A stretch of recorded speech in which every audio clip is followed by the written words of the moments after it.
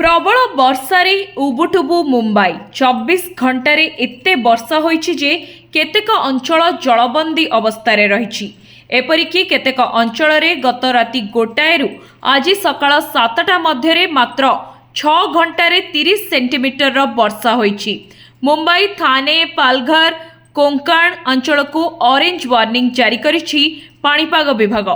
प्रबल वर्षारे प्रभावित होईछि local train चलाचल, कारण ट्रैक रे मध्य जमी रही पानी। वरेली बुंटारा भवन कुर्ला इंट किंग्स सर्कल दादर विद्या विहार अंचल ट्रैक बुड़ी जाइछि। मुसळ धारा वर्षा पाई 50टी फ्लाइट बातिल करा जाइथिबा बेले सड़क परिवहन मध्य प्रभावित होईछि, कारण रास्तारे जमी रही अंटाए उच्चर पानी। महानगर अंचल रहितिबा सबु स्कूल कॉलेज को छुट्टी घोषणा करिसेंती सरकार। पाणीपाग विभाग पक्षरु कहा जाइछि आज मध्य प्रबलरु अति प्रबल वर्षा हेबो। समुद्र रे प्राय 5 मीटर जुआर देखिबाको मिलिछि। उद्धार और रिलीफ पाई एनडीआरएफ मुतयन करा जाइछि। शताधिक लोकंकु पानी घेररु उद्धार करा जाउछि।